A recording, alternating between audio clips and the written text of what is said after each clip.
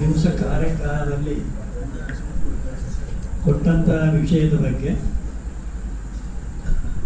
ಎಷ್ಟು ಹೇಳ್ತಾರೆ, ಎಷ್ಟು ಗ್ರಹಿಸ್ತಾರೆ ಅನ್ನೋದು ಮುಖ್ಯ. ಹೇಳೋದು ಮುಖ್ಯವಲ್ಲ, ಗ್ರಹಿಸೋದು ಮುಖ್ಯ.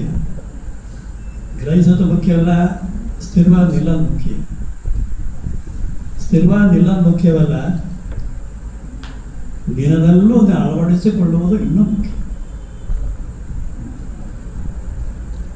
ಜ್ಯೋತಿಷ ಬಗ್ಗೆ ಅಷ್ಟು ಪರಿಚಯ ನನಗಿಲ್ಲ. ಅದರ ಬಗ್ಗೆ ಇನ್ನೂ ನಾನು ಹಾಲುಗಲ್ಲದ ಹಸುಳೆ. ಚೂರು ಮಾರು ಗೊತ್ತು ಹಾಲದ ಬಗ್ಗೆ. ಜ್ಯೋತಿಷ ಬಗ್ಗೆ ಹೇಳೋದಾದರೆ ನಮಗೆಲ್ಲ ಸಂಶಯ ಇವೆ. ಏನು ಅಂದರೆ,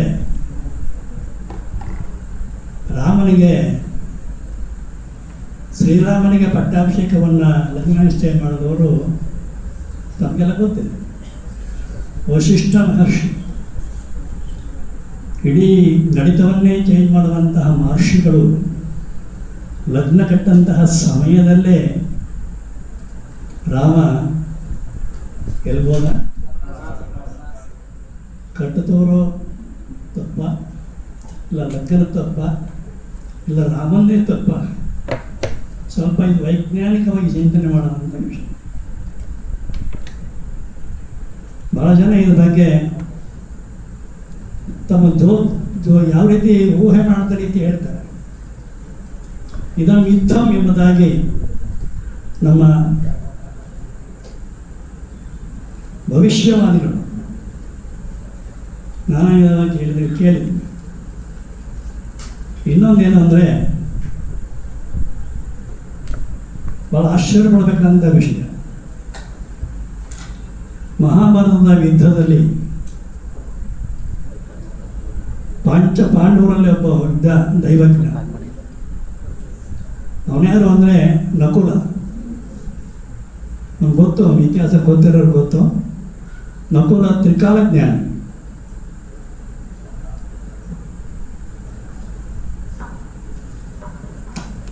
ತ್ರಿಕಾಲಜ್ಞಾನಿ ಹತ್ರ ಕೌರವರು ಗೊತ್ತಿತ್ತು ಅವರಿಗೆ. ಜ್ಯೋತಿಷ್ಯರು ಯಾವತ್ತೂ ಶತ್ರುಗಳಲ್ಲಿ ಮಿತ್ರರಲ್ಲಿ ಯಾರೇ ಬಂದರೂ ಸತ್ಯವನ್ನು ಹೇಳಬೇಕೆ ಹೊರತು ಅಪತ್ಯವನ್ನು ಯಾವತ್ತೂ ಹೇಳಬಾರ್ದು.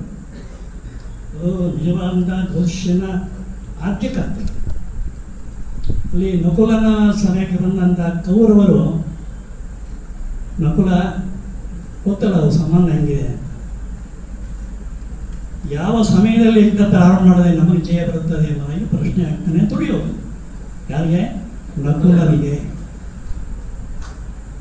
ನಕುಲ ಪ್ರಾಮಾಣಿಕವಾಗಿ ಹೇಳೋದು, ಇಂಥ ದಿವಸದಲ್ಲಿ ಇಂಥ ಪ್ರದೋಷ ಕಾಲದಲ್ಲಿ ಯುದ್ಧ ಪ್ರಾರಂಭ ಮಾಡಿ ನಿಮ್ಗೆ ಜಯವಾಗತ್ತೆ ಅಂತ ಸ್ಪಷ್ಟವಾಗಿ ಹೇಳೋದ ತುಳಿಯೋದು. ಯಾಕೆಂದರೆ ನಕುಲನ ಮಾತು ಅಂಥ ನಿಶ್ಚಿತವಾದಂತಹ ಜ್ಞಾನ. ಈ ವಿಷಯ ಗೌಪ್ಯವಾಗಿತ್ತು. ಧರ್ಮರಾಯನಿಗೆ ಗೊತ್ತಿಲ್ಲ ಇದು. ನಕುಲ ಧರ್ಮರಾಯನ್ ಹೇಳಿಲ್ಲ, ನಾನು ಕೌರವರಿಗೆ ಲಗ್ನ ಕೊಟ್ಟಿದ್ದೆ, ಯುದ್ಧ ಶುರು ಮಾಡಿ ಅಂತ ಹೇಳಲಿಲ್ಲ ಅವನು. ಇದು ಕೃಷ್ಣನ ಮಾತ್ರ ಗೊತ್ತಾಯಿತು ಕೃಷ್ಣನಿಗೆ. ಓಹೋ, ನಕುಲ ಸತ್ಯವನ್ನು ಹೇಳಿದ್ದಾನೆ. ಏನು ಮಾಡಿದೆ ಈಗ? ಅವನ ಮಾತು ಸುಳ್ಳಾಗಬಾರ್ದು, ನಕುಲನ ಮಾತು. ಪಾಂಡವರು ಜಯ ಆಗಬೇಕು, ದುರ್ಯೋಧನ ಸೋಲು.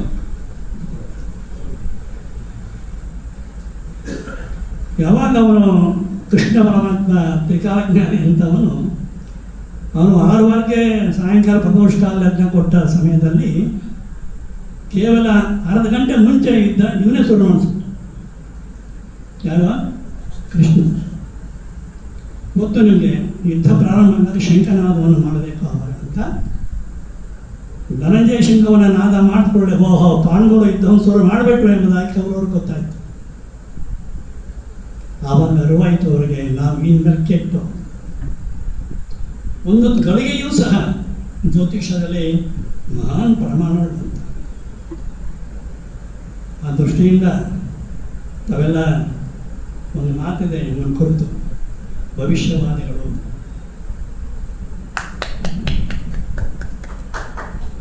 ಅಷ್ಟೇ ಅಲ್ಲ ದೈವಜ್ಞರು.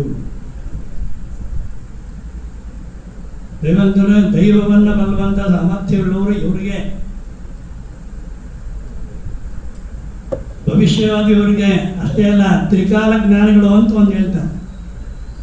ಯಾರಿಗೆ? ಜ್ಯೋತಿಷ್ಕರಿಗೆ. ಅಂದರೆ ಅರ್ಥ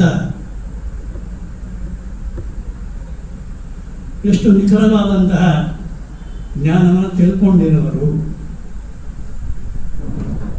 ಇಂಥ ಎಲ್ಲಕ್ಕೂ ಸಾಧ್ಯತೆ ಇದೆ.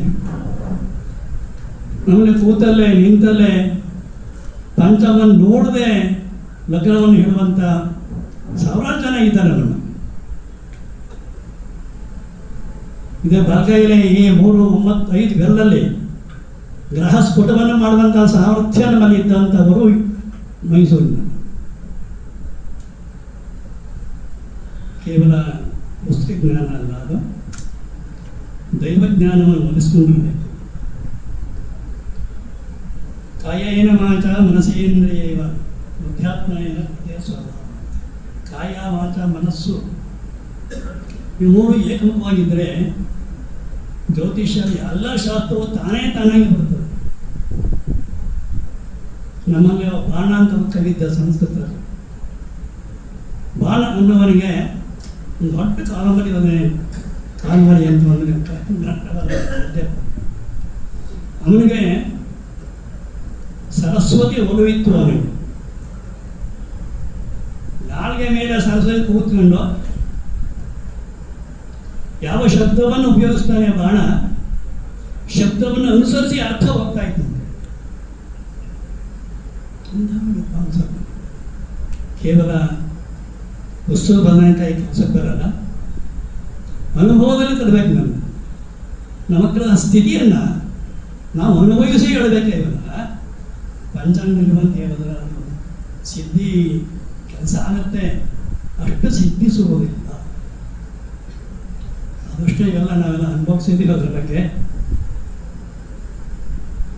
ಲಗ್ನ ಕೊಟ್ಟದೇ ಒಂದು, ನಾವು ಮಾಡುತ್ತೆ ಒಂದು, ಆಗದೇ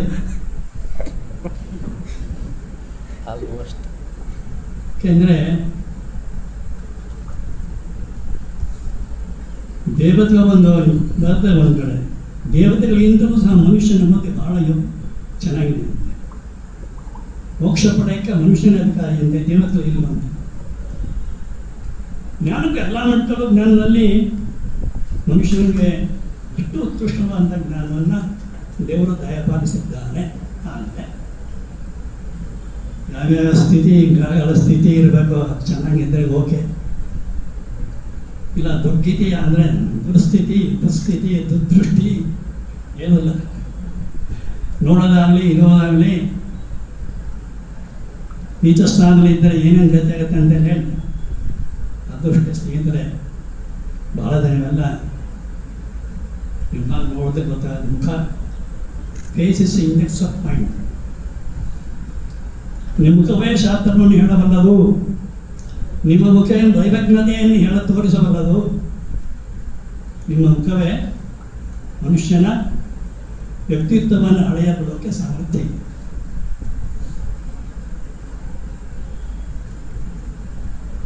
ಜಾಸ್ತಿ ಆಯಿತು ಅಂತ ಕಾಣುತ್ತೆ,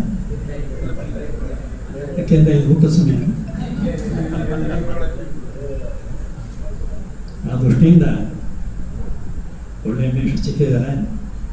ನನಗೆ ವಿಷಯ ಗೊತ್ತಾಯಿತು. ನಾನು ಬರ್ತೀನಿ ನಮ್ಮ ಸ್ನೇಹಿತರಿಗೆ ಹೇಳಿದೆ, ನನಗೆ ವಿಷಯ ಬೇಕು, ಜ್ಞಾನ ಬೇಕು ಅಷ್ಟೇ. ಮನುಷ್ಯನಿಗೆ ಕರಿಬೇಕು, ಕರೆದೇ ಇರಬೇಕು ಅಂತ ನನ್ನಲ್ಲಿಲ್ಲ. ನಡೀತಾಯ ನಡಿ ಕರೆಯೋದನ್ನು ಹೋಗ್ತೇನೆ, ಏನೋ ಸಿಗುತ್ತೆ ಅಲ್ಲಿ, ನಾವು ಬೇಕಲ್ಲ. ಯಾಕಂದರೆ ಆಗಾಮಿಗಳು ಅರ್ಚಕರು ಇವೆಲ್ಲ ಜ್ಯೋತಿಷಿಯಿಂದನೇ ನನಗೆ ಒಂದೇ ಕಾಲು ಆಗಲ್ಲ, 2 ಕಾಲು ಇದ್ದರೆ ಅಲ್ಲಿ ಸಿಗುತ್ತೆ. ಆಗಾಮಿಗಳು ಅವ್ರು ಏನು ನಾವೆಲ್ಲ ಇದ್ದೀವಿ, ಕೆಲವರು ಎಲ್ಲ ಇದ್ದೀರಿ ಇಲ್ಲಿ. ಅಥವಾ ಅರ್ಚಕರು ಯಾರು ಇದ್ದೀರಿ ಅವರೆಲ್ಲ ಜ್ಯೋತಿಷ್ಯ ಒಂದು ಭಾಗ ಇರಲೇಬೇಕು. ಇಲ್ಲ ಅಂತಂದರೆ ಅದು ಅನುಭವಿಸ್ತವ್ರು ಗೊತ್ತು, ವಿವರಣೆ ಬೇಡ. ಬಂಧುಗಳೇ, ಒಂದು ಚೆನ್ನಾಗಿ ಸಿಕ್ಕಿದ್ದೀರಿ, ಒಳ್ಳೆಯ ಸಮಯ ಸಿಕ್ಕಿದೆ, ನೀವೇನು ಕೇಳೋದು ಹೇಳ್ತಾರೆ. ಬೇಜಾರು ಮಾಡ್ಕೊಳ್ಳಲ್ಲ. ನಿಮ್ಮ ಸಂಶಯ ಬಂದರೆ ಪ್ರಶ್ನೆ ಮಾಡೋದು, ಪ್ರಶ್ನೆ ಹಾಕೋದು ಒಂದು ಬುದ್ಧಿವಂತಿಕೆ. ಪ್ರಶ್ನೆ ಪದೇ ಪದೇ ಕೇಳದೆ ಹೋದರೆ ಅವ್ರಿಗಂತಲ್ಲ, ನಿಮ್ಗಲ್ಲ. ಯಾರು ಪ್ರಶ್ನೆ ಮಾಡ್ತಾರೆ, ಪ್ರಶ್ನೆ ಅಂತಂದರೆ ತೀಕ್ಷ್ಣವಾದಂಥ ಪ್ರಶ್ನೆ.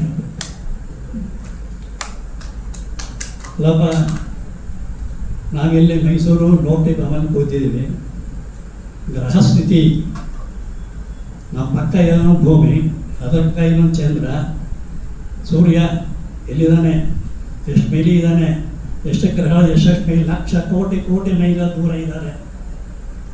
ಅವರ 12 ರಾಶಿಗಳಿಗೆ 12 ಮನೆಯಲ್ಲಿ ನೀವು ಅವರನ್ನು ಹಿಡಿದಿಟ್ಟುಕೊಳ್ಳುವಂಥ ಸಾಮರ್ಥ್ಯ ಮನೆ ತೋರಿಸ್ತದೆ. ಹೌದಾ? ಅಲ್ಲೇ ಅವರು ಈಚೆ ಬರಲ್ಲ, ನೀವು ಲಾಕ್ ಮಾಡಿದರೆ ಅವ್ರನ್ನ.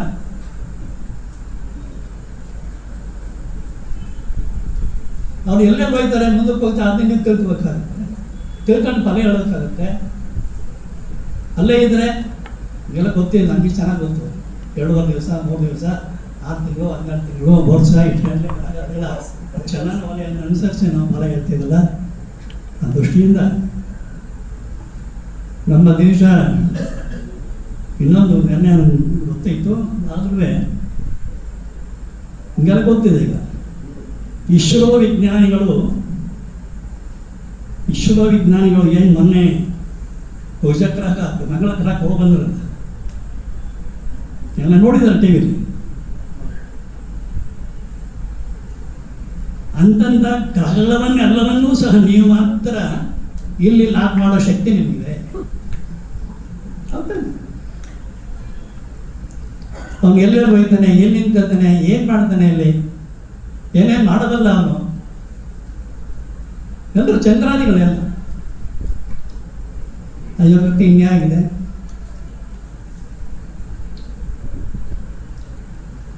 ನಗರದಲ್ಲಿ ಒಬ್ಬ ಶಾಸ್ತ್ರ ಇದ್ದರು, ಚಾಮರಾಜನಗರದಲ್ಲಿ. 80 ವರ್ಷ ಆಗಿತ್ತು, ಅವ್ರು ಇಲ್ಲ. ಈಗ ಯಾರೋ ಒಂದು ಶಾಸ್ತ್ರ ಕೇಳಿದ್ರು, ಸ್ವಾಮಿ ನಮ್ಮ ಹುಡುಗ ಭಗವದ್ಗೀತಾನೆ ಇಲ್ಲ ಇಟ್ಕೊಂಡಿದ್ದಾನೆ, ಸಿಗ್ತಾ ಇಲ್ಲ ಮೊನ್ನೆಯಿಂದ, ಎಲ್ಲಿ ಹೇಳ್ಬೇಡಿ ಸ್ವಾಮಿ. ಅಲ್ಲ ರೀ, ಮೊಹಮ್ಮದ ಎಲ್ಲೋ ಭಗವದ್ಗೀತೆ ಪುಸ್ತಕ ಎಲ್ಲ ಇಟ್ಕೊಂಡಿದ್ದಾನೆ, ಮತ್ತೆ ನೀವು ಎಲ್ಲಿದೆ ಅಂತ ನೀವು ಹೇಳಬೇಕು ಅಂತ ಪ್ರಶ್ನೆ. ಯಾರಿಗೆ? ಅವ್ರಿಗೆ.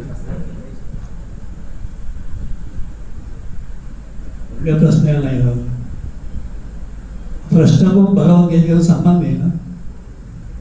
ಅವರ ಶಾಸ್ತ್ರಗಳು ಹೇಳಿದ್ರು, 1 ನಿಮಿಷ ತಾವೇ ಆತ್ಮಾನವಲೋಕ್ಯ ನಿನ್ನ ಭಗವದ್ಗೀತೆ ಸ್ಟೇರ್ ಕೇಸಿನ 3ನೇ ಹಂತದ ಕೆಳಗಡೆ ಇದೆ ನೋಡುವಂತ ಹೋಗಿ ಅಲ್ಲಿ ನೋಡು. ಅಲ್ಲೇ ಒಂದು ಬಟ್ಟೆ ಸುತ್ತು ಮಡಗಿದೆ. ಇದು ಯಾಕೆ ಹೇಳ್ತೀವಿ ಅಂತಂದರೆ, ದೈವಜ್ಞಾನ ಆದವನಿಗೆ ನಾವು ಎಲ್ಲಿದ್ದರೂ ಸಹ ಗ್ರಹ ಸ್ಥಿತಿಯ ವ್ಯವಸ್ಥಿತವಾದ ನಡವಳಿಕೆ, ಛಲ ಎಲ್ಲವೂ ಗೊತ್ತಾಗುತ್ತೆ. ಆ ದೃಷ್ಟಿಯಿಂದ ನೀವೆಲ್ಲ ದೈವಜ್ಞರು ಅನ್ನೋದಕ್ಕೆ ಭಾವಿಸ್ತಾ ಇದ್ದೇನೆ. ಸಂತೋಷ ಆಗ್ತಾ ಇದೆ. ನಿಮ್ಮೆಲ್ಲ ಹಿಡಿದಿಟ್ಕೊಳ್ಳುವಂಥ ಸಾಮರ್ಥ್ಯ ಅಮರೇಶ್ವರೊಳಗಿದೆ. ಅಮರೇಶ ಗೊತ್ತಲ್ಲ, ಅಮರೇಶ ಗುಡಿಯ ಬೇರೆ ಇನ್ನೊಂದು ದೇವತೆಗಳ ಗುಡಿಯಲ್ಲಿ ಇರುವಂಥ ಈಶ ಒಡೆಯ ದೈವಜ್ಞ. ಅವರೆಲ್ಲ ಇದ್ದವರು ಇಲ್ಲೋ ಬಂದರು. ಮೈಸೂರಲ್ಲಿ ಇರಬೇಕಾದ್ರೆ, ಮೈಸೂರಲ್ಲಿ ವಿದ್ವಾಂಸ ಇರಬೇಕಾದ್ರೆ ಸ್ವಲ್ಪ ಕೆಚ್ಚಬೇಕು ಇಲ್ಲಿ. ಯಾಕೆಂದರೆ ಅಂಥ ಮೈಸೂರು ಇದು. ಸ್ವಾಮಿಗಳು ಭಾಷಣ ಮಾಡ್ತಾ ಹೇಳಿದ್ರು, ಮೈಸೂರೇ ಭಾಷಣ ಮಾಡಬೇಕಾದ್ರೆ ಮೈ ಚೂರಾವೃತ್ತೆ ಎಚ್ಚರಿಕೆ, ಮೈ ಚೂರಾವೃತ್ತೆ ಎಚ್ಚರಿಕೆಯಿಂದ ಒಂದು ಭಾಷಣ ಕೇಳಿದ್ರು. ಯಾಕೆಂದರೆ ಮೈಸೂರಲ್ಲಿ ವಾತಾವರಣ ನೀವೇನು ಕೇಳಿಸ್ಗುತ್ತೆ, ಏನು ಕೇಳಿದ್ರು ಕೊಡೋರಿದ್ದಾರೆ, ತಕೊಳ್ಳೋರು ಇದ್ದಾರೆ, ಬಂದು ಹಾಳಾದವರು ಇದ್ದಾರೆ. ನಾನು ಎಷ್ಟು ಬೇಕಾದ ನನ್ನ ಸ್ನೇಹಿತರು ನೋಡಿದ್ದೀನಿ ನಾನು. ಆ ದೃಷ್ಟಿಯಿಂದ ಒಳಗಡೆ ನಿಮಗೆ ನಿಜವಾದಂಥದ್ದು ಶಾಸ್ತ್ರವನ್ನು ಕಲಿತಾ ಇದ್ದಾರೆ. ಯಾಕೆಂದರೆ ಈ ಬಲಭಾಗದಲ್ಲಿ ನನಗೇನು ಗೊತ್ತಿಲ್ಲ, ನಾನು ಅಲ್ಪಜ್ಞ. ಅದು ಪಾಠ ಮಾಡಿದ್ದಾನೆ, ವಯಸ್ಸು ಪಾಠ ಮಾಡಿದ್ದಾನೆ, ಅದು ಗೊತ್ತಿಲ್ಲ ಅಂತ. ಯಾಕೆ ಹೇಳ್ತೀನಿ ಏನಾಯ್ತು ಅಂತಂದರೆ, ಜ್ಯೋತಿಷ ಬಲಭಾಗದಲ್ಲಿ ಬಹಳ ಸಮಸ್ಯೆಗಳಿವೆ. ಗಣಿತ ಭಾಗ ನೋಡು, 2 4 ಗಂಟೆ ಅದು 9 ಸಾಧ್ಯವಿಲ್ಲ, 10 ಸಾಧ್ಯವೇ ಇಲ್ಲ. ನಾನು ಜ್ಯೋತಿಷಲ್ಲಿ ಕಲಿಯುವಂಥ ಭಾಷೆಯಲ್ಲಿ ಸೇರಿದೆ, ಜ್ಯೋತಿಷ ಪ್ರಥಮ ಕ್ಲಾಸ್ ಹೋದೆ. ಪುಣ್ಯಾತ್ಮ ಸ್ಟಾರ್ಟಿಂಗ್ಲೇ ಸೂರ್ಯ ಸಿದ್ಧಾಂತ ಶುರು ಮಾಡಿದ್ರು. ನಿಮಗೆಲ್ಲ ಗೊತ್ತು ಸೂರ್ಯ ಸಿದ್ಧಾಂತ